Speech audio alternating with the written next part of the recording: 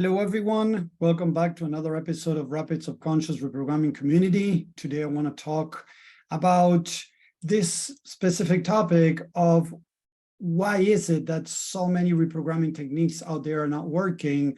And just a reminder, I've been studying this for 14 years, and I've studied many big names out there: Tony Robbins, Bob Proctor, Dr. Dispenza, Edgar Tolle, what's his name? This other guy over here, cannot remember his name now. Bruce Lipton. I've studied many names out there. And I also had my own spiritual teacher, mentor, coach that really helped me and taught me these techniques that I'm sharing. And I have been able to figure out what is it that's going on that most people out there are having a hard time being able to reprogram their mind, change beliefs, change their stories, change their emotion, change the way they see the world. And this is what I want to cover today to share with you guys. So thank you very much for watching. If you're watching live, hashtag live, that will be great. If you're watching replay, hashtag replay. If you can share this, I'm doing some of these talks here on my profile so that more people get to see it, more people get to, of course, learn about these things. Because even if you go on YouTube and type, reprogramming of the mind, there's so much information out there. And again, a lot of people are struggling with this. So that's why I wanted to do this today and talk about this. So thank you very much again for watching, for being around. Just let me know if you're there. Thank you, Romana, for being here on Zoom. So let's get going with this amazing topic. So what is going on, right? So let me give you, and I always give this example to make it very clear, right? If my wife comes to me or my kid comes to me and says, Dad, I'm sad, my old way of dealing with that would have been saying, hey, buddy, don't feel sad, look at all the great things that are happening in your life. And I would try to get him out of that state because, of course, I don't want him to suffer. And I'm trying to do it from a loving place. And listen to this. I'm trying to do it from a good intention. But if I do that, I'm not realizing that I'm invalidating his experience. Yes, listen to that again. I'm invalidating his experience when I deny how he's feeling or when I try to change the way he feels. I'm not helping him learn how to go through this sadness, loneliness, anger, whatever that he's feeling. Does this make sense so far? Type a yes in the chat if this is making sense, where if I try to get my kid to change the way he feels, because of course I don't want him to suffer, I'm not validating his experience. So although it comes from a nice intention, I don't want him to suffer, I'm not teaching him how to go through that. So the first thing is I'm denying, I'm not validating his experience. And second of all, I'm not teaching him how to go through these emotions. And this is one of the biggest things that I see over and over again, people not knowing how to deal with their negatives. So a lot of people out there, many big names that I said at the beginning are teaching. The other day I was listening to a video about Bruce Lipton where he was teaching amazing things about the mind. When it had to do with reprogramming, he was saying, if you're feeling sad, start telling yourself that you're happy, and eventually you're going to stop feeling sad. Would you do that to your partner? Again, think of this for a second. If your partner comes in and your partner got fired and he or she comes over and says, hey, I'm feeling sad. Would you tell them, oh, just, think that you're happy, think happy thoughts? How would you think your partner would react if they're going through a very difficult situation and you're telling them to deny their negatives and try to think positive? How do you think, they would feel? I did it, it didn't work. There you go. Thank you, Romana. You tried it and it didn't work because you know what? It ain't going to work. Right? In some cases, two things could happen, right? Let's put it this way. Two main things could happen. One thing, the person is able to disconnect from their pain, from their sadness, right? Numb it in a way and pretend it's not there, right? Or on the other, they are not going to share with you how they're feeling because you cannot support them and understand them through their negative feelings. Yes. Exactly. They're going to stop sharing with you because you're incapable of at least putting yourself in their place and helping them go through what they're going through. So, or they numb it, repress it, ignore it, right? And pretend everything is okay. Again, as I was saying with this video that I was watching the other day with Bruce Lipton, where you try to repress and convince yourself that you're feeling happy, yes? But the mind is not. So if I wouldn't do that to my kid, if I wouldn't do that to my partner, if I wouldn't do that to my best friend, his wife passed away. Oh, don't feel sad. You got to feel happy. Look at all the great things you had with your wife. If I try to deny his experience, he's going to get really angry with me, or he might shut down, not want to share with me, not want to talk with me anymore. Yes, exactly. So if I wouldn't do it to a friend of mine, I wouldn't do it to my kid, I wouldn't do it to my partner, why the heck do we do it to ourselves, people? Is my mind different than yours, than my partner, than my friend, than my kids? It's the same mind. So how come are we going to be so authoritarian, so unloving to ourselves, right? But we are taught to be loving to others. You see that it doesn't make any sense what I'm saying. Type a yes in the chat if it's making sense that it doesn't make sense. Yes, type a yes in the chat if it doesn't make sense what they're teaching. They're telling you to treat others differently than you would treat yourself. So we got to be careful, because I'm not talking about dwelling in the past, dwelling in the pain. No, but I'm sharing with you people how to start dealing with your negatives. So why is it that most reprogramming techniques don't work? Because we're doing exactly the opposite that we would do to most people out there. And yes, some people might say, oh, but Tommy, I tend to tell my kids not to be unhappy. I tend to tell my wife to, or my partner, blah, whatever. That could be authoritarianism. That's why we don't question these techniques that these big names are out there are teaching, because deep down, people, it resonates, because that's how we were taught. When we were kids and we felt anger, we were told not to feel anger. Yes, when we were kids, you were told, don't be angry, don't be grumpy, don't be sad, don't be scared. Who here has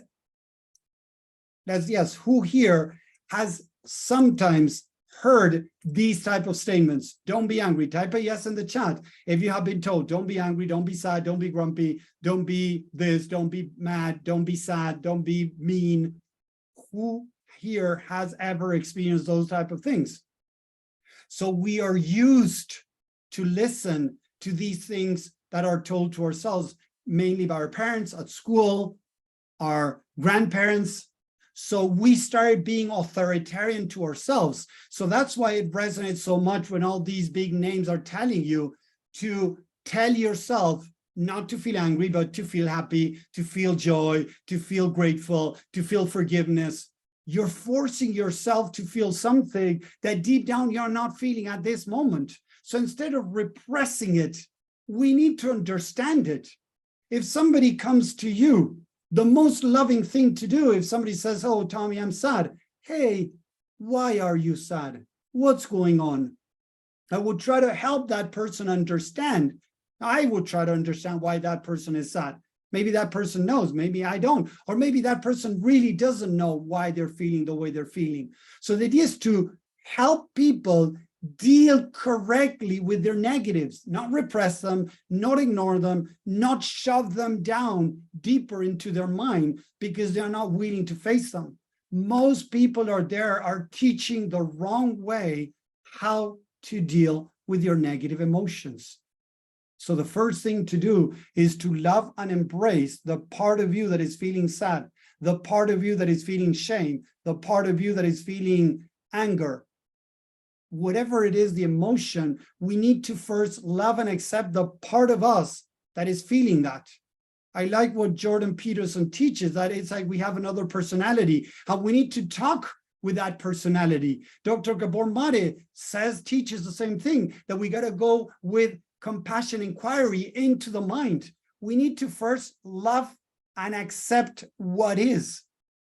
If we repress, if we ignore, we're not really dealing with what it is. And I've seen this with a lot of people out there that have tried regular therapy. They have tried inner child healing, shadow work, whatever it is. Whenever you're trying to ignore, repress, cover up, or fix the problem with inner child healing or shadow work, whatever it is, go into the mind to fix the problem, to change it, you're already coming normally from a place of judgment, from a place of rejection. Oh, I don't want this part of me, so I need to change it. I need to heal it. We need to stop that nonsense. And I've said that to others, such as my German friends, I need to be more, yeah, exactly what I'm saying to myself and what I'm saying to others. I need to learn how to be more loving to myself and to others. And if I'm doing it to others, how to be more loving to myself. Because I see over and over and over again, these people that are teaching how to repress your negative emotions, how to not validate what you're feeling. So again, how are you going to be able to become more emotional, connect with your happiness, connect with your true joy from within, if you're numbing, if you're repressing? Because that's what a lot of people are teaching you. You know, Tony says, you know, I love many of the things that he teaches, but he says you got to, you know, let that anger be there for 30 seconds and then, you know, forget about it. You know, let it to the side and then move forward. Wait, why is that anger there in the first place? What is it protecting you from? Why is procrastination there? What is it protecting you from? We need to understand that emotions and behaviors are normally connected to a part of us that needs our attention. Yes, it needs our attention. As I have helped people overcome procrastination, it was by understanding why the mind was creating the procrastination in the first place. Perfectionism, laziness, low energy, overthinking. It was about loving and accepting what is to then be able to start changing. But if you don't come with an open mind, open heart to understand what's going on in your mind and why you create these emotions and these behaviors normally as a protective mechanism, a lot of people see the mind. Even I have heard Edgar Tolle saying, when you have any negative thought, that's not you, just kick it away. That's not you. It is still a part of you. If I have an infected finger, is that not me? I need to chop it off and ignore it? No, I need to deal with. So we have these big gurus out there teaching amazing things. I love Edgar Tolle. I have his book back here behind me, The Power of Now, that big one over there that I'm pointing, that's The Power of Now. And I've read it and I love many of the things that he teaches. But when it has to do with reprogramming of the mind, he has it all wrong. I'm sorry.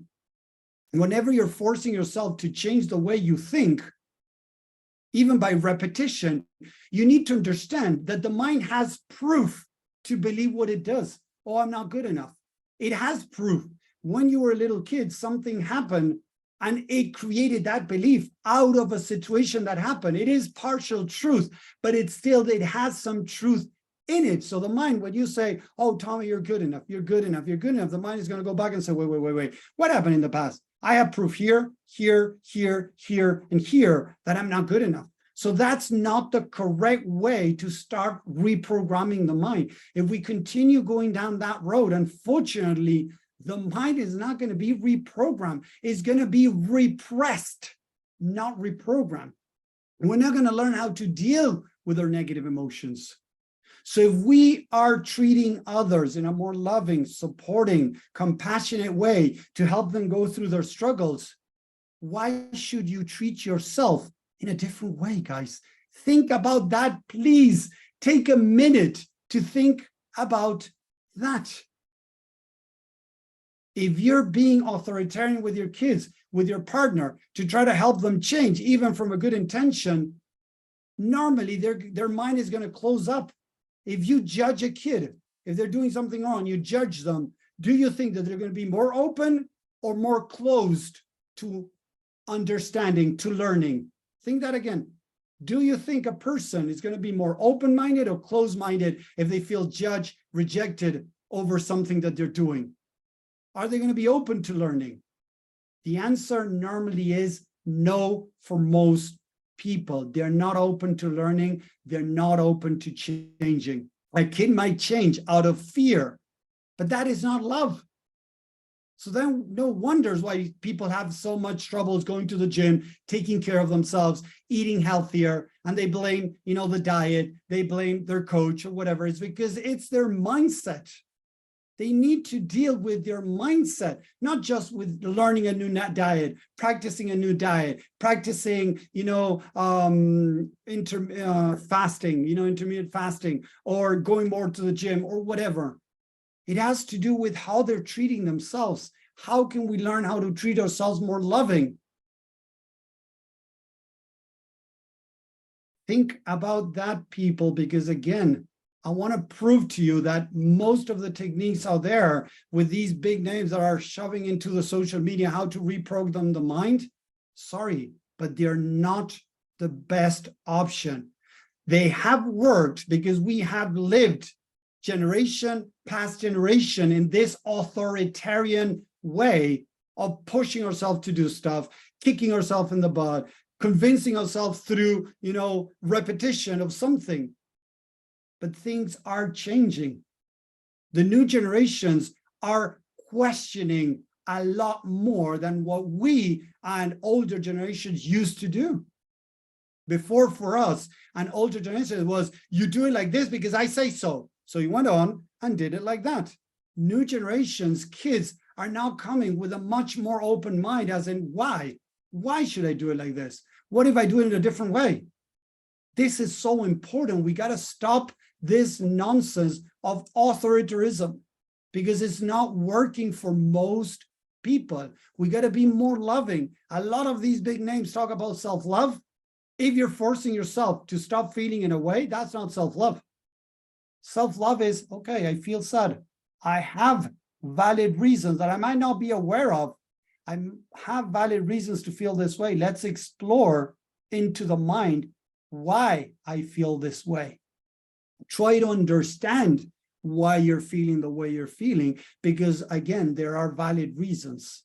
But if you cannot even support that idea of that there is valid reasons for you to feel depressed, anxiety, sad, lonely, or whatever, because I've heard this from so many people, but Tommy, I have a family, I have my dream life, I'm living the life that I wanted, or people that don't have that, don't get me wrong, but people that have it don't understand, they're judging already.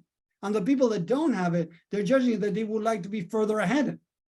But then you find, and I've worked with several millionaires, that although they have their life together, deep down they feel lonely, deep down they feel very sad, deep down they feel unfulfilled, because they have put their recognition, their value on the outside, on the things that they have achieved. But they're not being able to love and accept themselves for who they are. So the first step to be able to start reprogramming the mind is to love and accept what is. If I'm feeling sad, if I'm feeling anger, if I'm feeling shame, if I'm feeling guilt, whatever it is, I need to love and accept what is, because that's what we should do with our kids. And my kid comes in and says, Dad, I'm feeling bad. I'm in a bad mood. I don't know why. Okay, I'm going to try to help him figure out why he's feeling that way, instead of repressing it, instead of ignoring it, instead of, trying to change him. First of all, I want to try to acknowledge and accept how he's feeling, love that part of him that is feeling that way, not try to change him, try to understand him. Let me know if this is making sense, please, people. I believe his point is not to help us reprogram the mind, but rather let go of the story. Okay, Romana, we'll talk that a bit more, of course. Thank you for sharing that. So let me know, again, if you're watching live on social media, #live, people. If you're watching replay, #replay, that would be great. If you want to share this with other people, the idea is to help people through this community, free community, to start reprogramming their mind the right way. If we keep trying something and it's not working, maybe you're not doing the most efficient way to change. Telling yourself to feel different is, in a way, rejecting of that part of me. So instead of rejecting that part of me, I want to share with you I want to invite you to love and accept that part of you. This is why this work that I do is so powerful to most people. Not everybody benefits from this, don't get me wrong. Some people still find it hard to love and accept what is, because they don't want to love and accept what is, because deep down they think that they're going to stay where they are by loving and accepting what is, so they fight back. And I've had some very few people that wanted to work with me, started working with me, and they were not willing to truly love and accept what is. They would still rather try the reprogramming by repetition of positive things, of gratitude, things like that. So I told them, you know what, this is not for you. Thank you very much. And those are the few percentages that they didn't find value on this type of work. But the people that truly practice the love and acceptance, and they start developing that self-love to themselves the same way they would do to their kids, to their family members that they love dearly, or their friends that they love dearly, and they want to help them, we need to do the same thing to us. Love and accept where we are, what we feel, what we think, the behaviors that we have, whether it is alcohol, whether it is drugs, whether it is, procrastination, whatever we're doing, whether it is social media, whatever it is that we're doing, love and accept that part of you, because that part of you has valid reasons to be doing what it's doing. Whenever you can truly understand, connect deep with that part of you, there are more chances that you're going to be able to stop that behavior, but through love and acceptance, not through fear. I've seen big names I already said at the beginning of the talk, some people out there, the Dickinson method or Dickens method, I don't remember exactly the name, where you scared, sorry, I'm going to say it, you scare the shit out of yourself to stop doing a negative behavior, a negative habit. You picture yourself in 10 years following this behavior, any addiction, maybe smoking, drinking alcohol, and see yourself dying alone in a hospital. And then you change. That is not love, people. That is fear. Yeah, you can change with fear, of course, but that is not the most loving way for yourself. Because if you do that to a partner of yours, there's more chances that they're going to smoke more, they're going to do more of that addiction because they feel less loved, they feel more judged, rejected. So now they're going to fall back to the addiction that you're using to numb the pain. Yes, there are more chances that people are going to fall more into their addictions while being, attacked, because they started that addiction in the first place from a lack of love and acceptance. So there are more chances there's going to be more of that. And this is what I want you to understand through this method of rapid subconscious reprogramming, is true love, pure love to ourselves.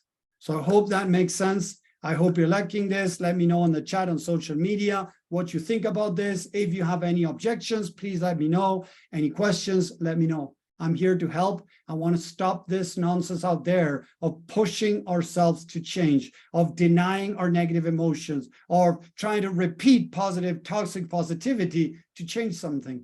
Seriously, I saw this amazing video, Bruce Lipton talking about the mind from the 0 to 7 years old, how your program, how you download programs from your environment, from the people around you, and most of those programs are wrong. And now you start suffering as an adult, you start creating behaviors. And then he says one of the main things to do to start reprogramming is affirmations. Oh, I'm happy, I'm happy, I'm happy. And eventually you're going to convince yourself, that's what he says, that you're happy, and you're going to reprogram the mind. That's not true. You are repressing, you are hiding that negative experience in the back of your head, but it's still going to be there. I hope, again, this is helping you think what I'm saying. Check if I'm right or wrong. Don't get me wrong, I'm okay being wrong. But I'm proving to you that you wouldn't do that to other people that you love, because you realize that they tend to close down whenever you try to force them to think different. Forcing somebody else to think different doesn't open their mind to listening to your point of view. It closes them up to try to prove their point or shut down into learning something new. If we want to learn a new behavior, want to learn how to deal with our things in a different way, we need an open mind. An open mind, and science has proved this, comes from feeling safe and feeling a loving and safe environment. If a teacher is all the time rejecting a kid, being judgmental, being critic to that kid, do you think that kid is going to be more open or less open to learning? It's basic thinking, people, basic thinking. The same to us. If I'm judgmental and critic and rejecting myself all the time, I'm not open to learning. I might try to convince myself for that, but it's not true. So I hope this is making sense. Again, thank you very much for listening. Share this with other people if you feel that this can help other people, because there's so much nonsense, wrong things, all dated. Let's put it that, outdated, not all dated, sorry, outdated stuff that are not working for most people. Science kept evolving, and again, it's something of, discovery. So things that people used to do in the past that used to work in a way, because again, we were taught and we were, brought up like that, of being in a way denying and not validating our experience. As I was saying, don't be angry, don't be sad, don't be this, don't be that, right? We have tried that, and it has worked for some people, very few, but it's not working for most people. So what can change the mind? Love. Unconditional love is what changes the mind. So again, I appreciate you watching. If you're liking this, let me know. Share some love in this video. I really appreciate you guys. Thank you very much, and I'll see you around. Take care. Bye. Have a great week.